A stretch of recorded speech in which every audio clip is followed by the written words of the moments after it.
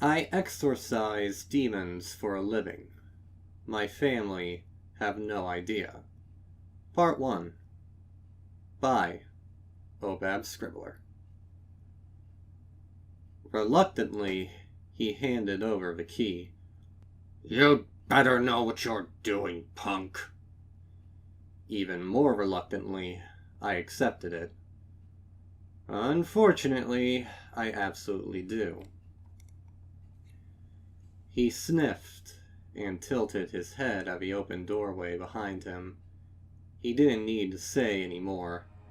I skirted around the counter and headed for it. Beyond was a set of old rickety stairs, common for the age of the old grocery store.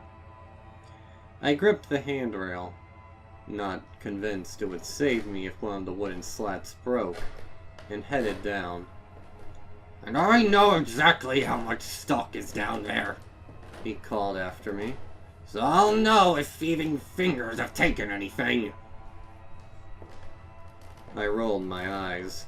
I hated clients like that.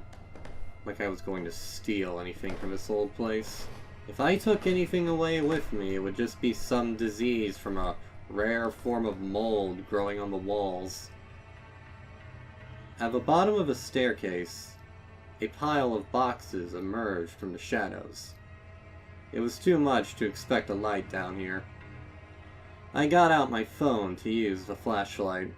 What illumination it cast was meager, yet still enough for my purposes. The boxes were heavy, but I managed to push and kick them aside to reveal the closed door they were concealing. Retrieving the key from the safety of my pocket, I stared at the sloppy wiggle painted onto the metal. It was recognizable in the same way the sun is recognizable in a child's painting. Only vaguely what it should look like, but enough to serve the purpose for which it was intended. I allowed myself one more breath for strength, and inserted the key into the lock.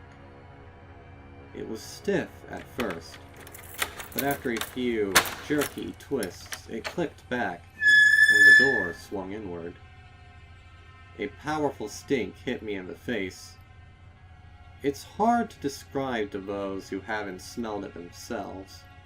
The best I've ever managed is, imagine a plate of fish that has been allowed to go rancid in the sun, then taken inside and pureed with enough honey and cinnamon powder to feel like you're breathing the air in gluey, sweetly fetid chunks. Even that isn't a truly accurate description, to be honest. It was a wall of smell. Someone less experienced might have been driven back by that alone. I stepped through it without hesitation. My footsteps were inordinately loud. Something moved in the shadows the moment I touched down in the basement. "I know you're there. This will be much easier for the both of us if you just give up now." I heard the skitter of claws against concrete. Too large to be a rat, too small for a dog. Underneath the reek, I could detect mustiness. Dust had been allowed to settle everywhere. How long since that old fart last came down here? A week? A month? A year? More? He had clearly just shut the door and tried to forget the secret lurking under his feet. Come on. I tried to keep the whine out of my voice. You have to have known this was coming. You couldn't stay down here forever.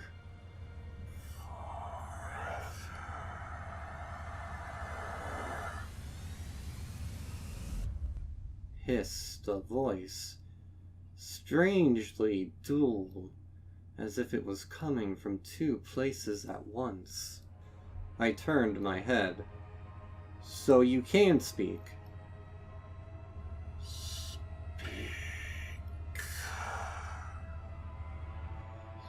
Can you make sentences on your own, or just mimic what's said to you? Silence. Even the claws stopped scrabbling.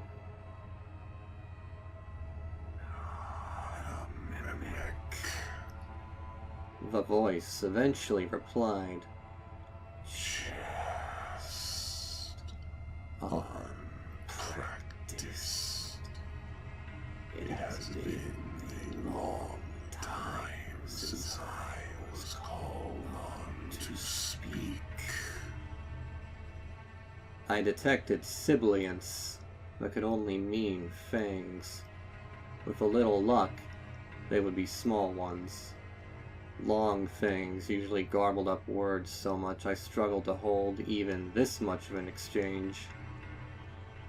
"Who are you?" It is very unnerving to be laughed at from several directions at once like that. "I'm not a fool," it snorted. "My name is my own." I sighed. Of course. That would have been too easy. Once you got a true name, the owner was putty in your hands. Getting a true name, though, required a lot of your skill, or a lot of their stupidity. Yeah, whatever. I'll call you Pimples, then. The silence acquired a shocked flavor. "Pimples. Unless you're willing to give me something better to call you." "You may call me Dark Majesty." "Nope, not gonna happen. Now, look, Pimples." The room erupted into inhuman hissing that seemed to come from every direction simultaneously. I rammed my hands against my hips in my best "don't fuck with me" pose. Your parlor tricks don't scare me. And I have shit to do today. Can we please hurry this up? "Insolent whelp." Yep, that's me. Now, Pimples, do not call me that. Pimplerina, then. More hissing. This time accompanied by the clacking of a jaw, and the distinct sound of claws digging into concrete. I tried to get a bead on his size from the noise. "This discourtesy shall not stand." "How long have you been down here?" I asked. The silence returned. Finally, in what might have been a sullen tone, the voice said, "I do not know. What year is it?" 2019. Oh boy, that gagging noise could not be good. 2019. Do you know what year you were summoned? I was trapped, it said pointedly.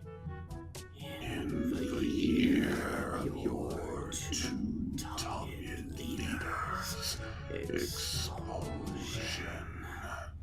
That describes a lot of politicians. Which leader? The faded recordings under gates of war. I boggled. You've been down here in this room since the Nixon administration? That old fart was crazy. How could anyone run a store atop this kind of darkness for over 50 years? It eked into the brickwork of a building, suffusing the structure until one puff of air could knock it flat, and leave the shadow standing. So, why were you summoned in the first place? To prevent the leader's expulsion. Of course. I let out a heavy breath. Dirty politics was hardly a new reason for situations like these. This was the first time I'd encountered one from that far back, though. I suppose desperate people have always grasped for unconventional ways to say what they find important. Me? I've never really cared much about politics. I stored away information I might need, but tried to not let myself care much about what leader was slinging mud at what leader, and whose private life was fucking up their public life this week. Well, Nixon's been dead since 1994, so you're shit out of luck, I'm afraid. I cannot fulfill my purpose. For the first time, fear etched the voice's tone, like a light rime of frost just beginning to form on a taut wire fence. Then I am truly trapped here. Well, you've been trapped here for decades by the sigils on that door. But you're stuck on this plane, yeah.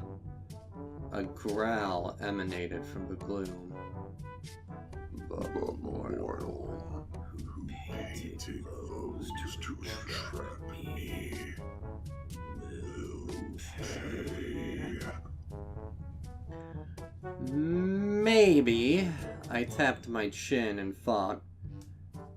There might be a way to banish you back to your plane, though. Truly.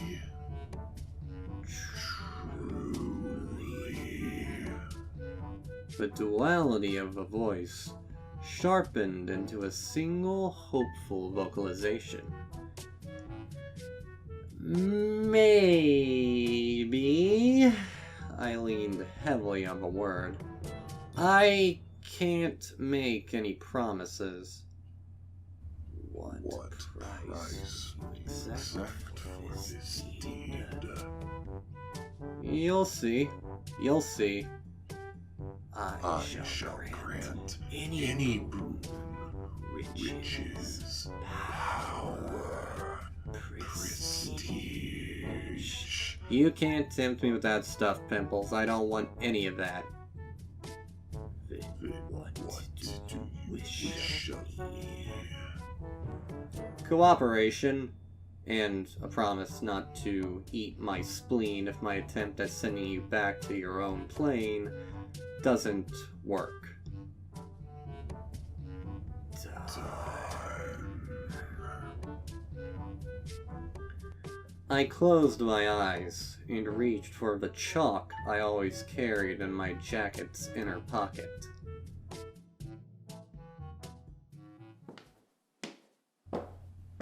I climbed the rickety staircase back to the shop floor. The store owner eyed me suspiciously from behind his counter. It's done? I tilted my chin at him. Yes. You'll want paying then. That's generally how these things work, yes. He grumbled, but hit a button on the cash register and started peeling out bills. He grumbled something I couldn't make out. And, rather than challenge him, I took the opportunity to look around the decrepit shelves and take in the yellowed walls and moth-eaten ceiling tiles. Now that I knew to look for it, the damage done by the darkness was obvious. The place oozed decay. It would not take much to tip it over the edge. So, why did you do it? I asked, keeping my eyes on an old poster that read, "Thieves will be prosecuted to the fullest extent of the law." Underneath, someone had added in marker pen, "That includes children who think it's funny." None of your business. The old man slammed the register shut and thrust the wad of cash at me. Your ad said you wouldn't ask questions. I guess it did. I pocketed the money, but did not leave. Instead, I put my hands on my hips. I'm not very tall, and only have a slight build, so I generally find I have to look up at people when speaking to them. This guy, however, was as decayed and decrepit as the building around him. His spine curved over like a question mark, and he glared at me through roomy, hateful eyes. Well, get out. Actually, it's not finished yet. What? He barked. You haven't finished, but you asked for payment already. I could tell he was about to go into a diatribe about the youth of today, so I cut him off. It's your property. You have to come and reestablish your dominion. Huh? I resisted the urge to pinch the spot between my eyes. Did you have any idea what you were doing when you summoned it? Well... So that's a no. I read how in a book, He said churishly, as if he thought I ought to be impressed at him for the ability to read or something. A book. A magic book. Bought it for my wife, for our 5th anniversary. She was always into that crap. Uh-oh. Magic books were awkward things. Most of them were bunkum, sold in New Age stores in the 90s, full of fake rituals and bullshit about healing crystals and auras.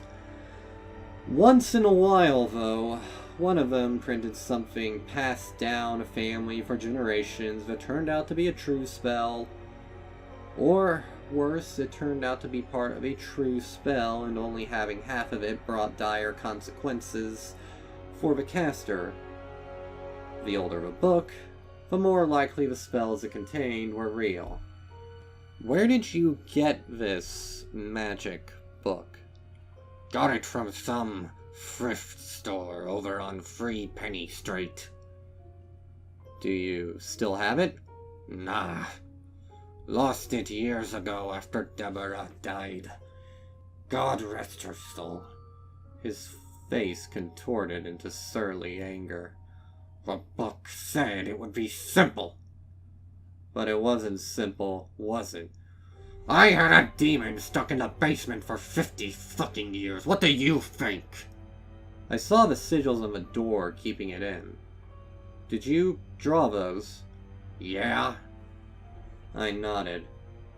They had looked amateurish, as if painted in a hurry. So it has to be you who finishes this. Come on. I'll show you how, and then be on my way. I started back down the stairs, and grumpily the old guy followed me.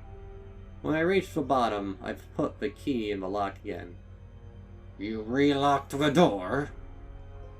No, but the kind of sigils you used require the mark you made on this key to be connected to the door for it to open. I pushed it open, and gestured for him to follow me. Once inside, he coughed on the dusty air. Smells like a shit-filled slaughterhouse in here. Really? That's what you can smell. Interesting. I knew the scent was different for everyone, but it was telling that his senses picked up feces and blood. Why couldn't I smell this upstairs? The sigils kept everything sealed in. Nothing that was inside the room when the sigils were painted could get out unless they were destroyed. The old man's gaze went to the door. But they're still there. I know. I stepped back. From out of the shadows came a whirling dervish of green scales and dripping skin. I caught a glimpse of tusks, I thought, though I couldn't tell you what body part they were growing from. Then the old man was up in the air and screaming, clawing at a large, oozing hand around his torso. You said you got rid of it! No, I said it was done. You thieving bastard! I folded my arms. Whose was it? What? The old man struggled in the demon's grip. What the hell are you talking about? Get this thing off me! Help! Help! Nobody can hear you. That's why you called me. Remember? I stepped closer, even though the stink of honeyed meat made my nostrils itch. You thought you'd try and exorcist to save this building from being condemned. The problem is, you left it too late. This building is completely fucked now. It's full of demonic energy right down to its foundations. And do you know what happens to demonic energy when the building it's possessing gets destroyed? The old man could not take his eyes off the jagged, serpentine tongue curling up his arm to answer me. It gets released into the world. All that dangerous demonic energy just flung into the atmosphere, where it can do untold damage to humanity. That's how natural disasters happen, you putz. It's how good people who had never heard a fly, suddenly murder their loved ones out of the blue. If this building is knocked down, every human in this area is toast. Not to mention, the demon itself gets released into the world if it hasn't been properly banished first. I didn't. No, you didn't know. You never took the time to know. You just got it into your head to mess around with things you didn't understand, got scared after summoning it and realizing what you'd done, and hid it away like that would solve anything. Now I'll ask you again, whose was it? I stepped right up to him, and the demon obligingly brought him down so we could be nose to nose. Those sigils were written in blood, and they're all over the inside of the fucking room. Whose was it? Who did you sacrifice to facilitate your stupid amateur attempt at a demon summoning ritual? Nobody important. Just some homeless guy who used to sleep in the store door, alright? He didn't have any family who'd miss him, and he was a crackhead junkie, and... I stepped away in revulsion. And who were you to decide whose life is and isn't important? I gestured around us to dispel the sheer amount of demonic energy your stupidity stored up in this place. I need to banish not only our friend here, but the whole building. My lip curled, and I can't do that because you summon a literal denizen of the hell plane because you were upset at a political shitfest and didn't let him fulfill his side of your bargain because it was literally impossible to do so. Dead men can't be presidents, you dimwit. So what then? I dropped my hands to my sides. So I had to think laterally. I jerked my thumb at a crude summoning circle I had chalked inside of his own on the floor behind us. This mortal suck me from this plane to this plane. The demon hissed from the mouths studded all over its body. Well, from one side of the room to the other, but yeah, I shrugged. I'm its summoner now, and I'm going to let it fulfill the purpose I summoned it for, so it can go back to its home plane of existence. The old man's eyes rounded. And since demonic summonings require a blood sacrifice, I figured why not kill two birds with one stone, if you'll excuse the phrasing, and make the blood sacrifice the purpose for the summoning. No, no, no, no, no! No! The old man struggled harder. Shall I fulfill my side of our bargain now? The demon turned one of his heads to me. And just so we're clear, you take every scrap of demonic energy back to the hell plane with you when you leave, right? Of course. This much raw energy will be a powerful bargaining tool back home. I shall be an equivalent of your millionaire's fare. Hunky-dory! I wasn't kidding when I said I have other shit to do today. No! Please! The old man begged. I'll give you anything! Anything! You don't have anything I want, I replied blankly, except the ability to fix your mess. I invoked the true name the demon had given me when I proposed this plan, enacting permission for it to complete its stated purpose. The demon squeezed its massive hand. The old man's scream became a gurgling squelch as his ribcage was crushed. His top half slid sideways, free of its moorings with the severing of his spine. It hit the cement floor like a bag of wet oatmeal. The demon opened its hand, and his torso and legs made a red triangle of viscera next to it. Okay, you got a big enough blood sacrifice to do this thing. Now scat.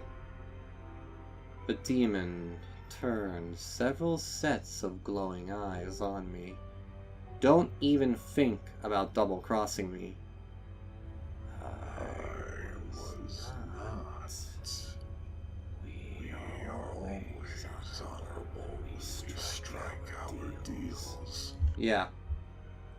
I ran a hand through my hair. I so needed a shower after this. To be honest, that's one thing about you demons that I prefer over humans. The serrated smile was too sharp to be anything but disturbing. I wanted to say thank you. The demon said sincerely. For releasing me. And for not killing killing me on me on sight. sight.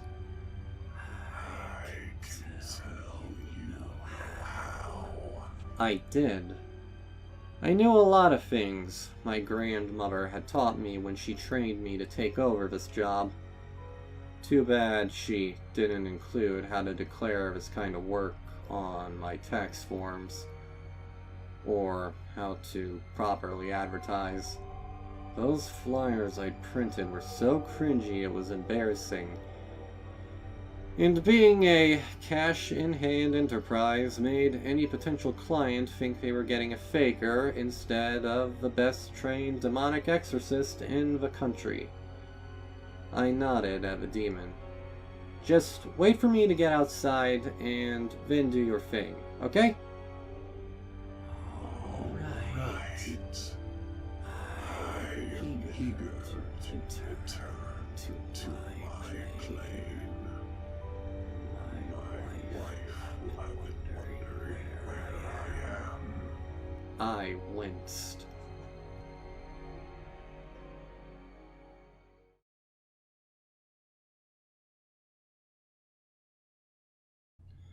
From a safe distance, I watched the roof collapse inwards.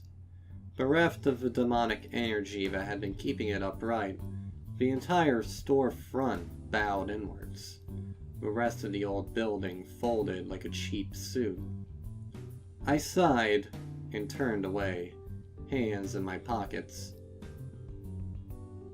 It was a pretty long walk home, but I didn't much feel like public transport right now. I needed some fresh air and time by myself. Of course, the first thing I did when I got in was shower. Twice. The water turned gray and red as it swirled around my toes. I treated myself to the expensive bottle of scented body wash I usually only broke out for special occasions, like anniversaries or Christmas. While toweling off, I smiled at the noise of a car pulling into the driveway. Charlie was home from the school run. I threw on clothes and dashed downwards to intercept the hugs I knew my kids had in store for me. "Hey, honey!" Charlie sounded surprised but pleased. "You're home early. I thought you were picking up groceries." I slapped my own forehead. Groceries. I totally spaced. And after I kept telling everyone I had other shit to do today, the kids laughed and Charlie smiled. "It's okay. How about takeout?" "Sure. My treat." I went through to grab my phone from where I'd left it charging in the kitchen. "I've got some extra money today.